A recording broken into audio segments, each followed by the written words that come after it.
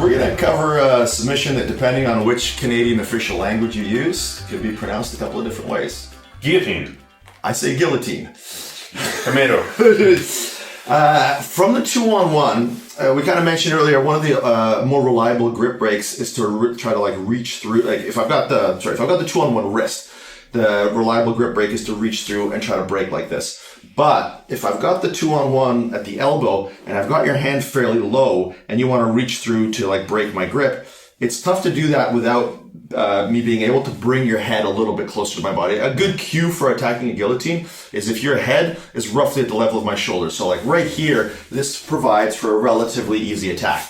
Whereas here, I've got to internally rotate my shoulder to attempt to do this, which is not a great idea. So in a scenario where I catch you reaching for your arm, if I manage to push this away, I should be able to catch a chin strap. So a chin strap is just the palm of my hand against your chin.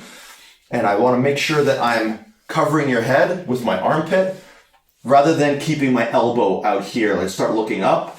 Yeah, I don't ever want to deal with that. So I'm here, find you reaching in a little bit. I'm going to kick your knee out, which you may post your hand at that point, but because you're already so low, I can cover your head and chin strap you. So I'm going to cover your head with like the palm of my hand and hang off of you a little bit.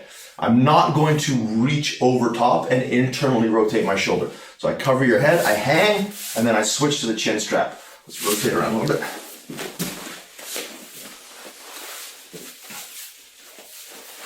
So I end up here. I'm still holding your elbow, and generally speaking here, people are going to be trying to close their elbow to their body, so that's going to afford me the high elbow guillotine. If they don't, then I'm just going to take an arm in guillotine. It's really like it doesn't really matter which one. They're both effective. I prefer the high elbow guillotine for finishing, and I prefer the arm in guillotine for sweeping. But yeah, like they'll work for both purposes. So yeah, I had my foot on the hip. You started to reach in. I kicked you out. I got to the guillotine. Again, if you can get the high elbow, I would kind of recommend it. When I go to the high elbow, chin strap is going to become my hand shooting through. So I'm going to release the chin strap and punch my arm as high up as I can get it. Ideally, what I'm going to look to do is turn my body so that my left arm, if I'm doing the guillotine with my right arm, can come over top of your shoulder. If I stay squared up with you, like I can comfortably do this, but I've got a fair bit of rotation inwards with my elbow relative to my torso. Like I can almost create a 90-degree angle here. For people that can't do that, the turn where my chest starts to face you in a parallel alignment to your spine is what's going to enable people to high elbow without internally rotating their shoulder or without relying on flexibility. So by high elbow, we're referring to this elbow coming higher than my shoulder. Over your shoulder, exactly. And what is the benefit of that elbow coming over? Well, a couple things. One is it does tighten up the choke. Two, it creates a frame that prevents you from being able to take me to the weak side of the guillotine where you can escape. I believe in the BJJ formula, we talked about primary and secondary submission theory. A primary mechanism for submission is anything that I'm doing to affect the choke or the break, whereas the secondary mechanism of a submission is what I'm doing to keep you in place while I do these things to you. So with the guillotine, one thing I'll be trying to do is throw my leg over you to prevent you from taking me to this side. And the other thing I'll be doing is throwing my elbow over so that even if you do make it to the other side, like let's say you walk to your side, like I can just stay on my right hip and finish the guillotine. I don't actually need my left leg to be there. I'll still... For most other guillotine grips, if I circle that way, I'm out. Exactly. So, like if I were to do like a classic guillotine where I'm just pulling up, this negates the choke and allows you to, for one, pass my guard, two, potentially Von Flue choke me, counter. Yeah, exactly. So, again, I got myself here. You reached into hand fight.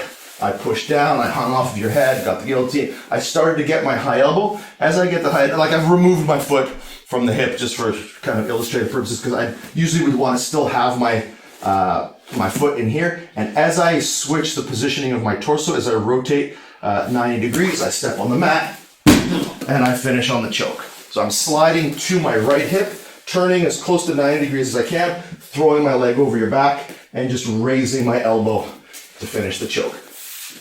So that's one way we can set this up. Another way that you'll actually get this is if I've got this slight internal rotation and I shoot an underhook to here, I can now use that to snap you down and perform the same movement. So I'm departing a little bit from the 2-on-1 guard for a second, but like let's say you go to connect your hands and I go to okay, that didn't work. Maybe I regrip, you go to hand fight me. There, I go to here now and I place my head inside of your jaw, basically, like creating a frame with my spine against your head. And now I can draw back to snap you down and apply the same. Will you show that hand side, please? Yeah. So from here, the grip fighting you're getting irritated with. Yeah, exactly. I move in, I take my foot off the hip, I'm angling towards my right hip, I draw you down, catch the guillotine on my side, high elbow, and finish. So that time, the chin strap was there just for it basically went here directly to the choke. Yeah, exactly. So do you always go to the chin strap when you personally are guillotining, or yeah, do you go directly to the choke? On my online academy, bjjconcepts.net, we divide every submission into a control position. So we refer to the guillotine as guillotine control. The guillotine control comes from holding the chin and being able to affect posture, and then whatever lever mechanism I'm using, whether it's an over or under, that's what is allowing me to kind of move you around. The same way I would use a Kimura control to move you around and get to things.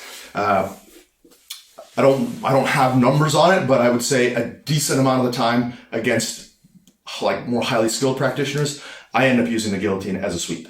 If I get the chin strap and I don't feel any resistance or instant movement, I start pursuing the choke. Mm-hmm. All right, so that my hand might be there for a split second. And I go, if I get here and I feel immediate hand fighting, I use the guillotine to flip people over, to sweep them. Or if I'm in a top position, I use it to pass the guard. So the amount of resistance I get informs how long I keep the chin strap. Sometimes I keep the chin strap the whole time and I use it as a positional advancement. If I don't feel that somebody's getting in my way enough, I'll immediately slip to the high elbow. And if I'm going to do the arm in guillotine, I would keep the chin strap and grab the edge of my hand so that I can roll my knuckle into your windpipe to try to finish.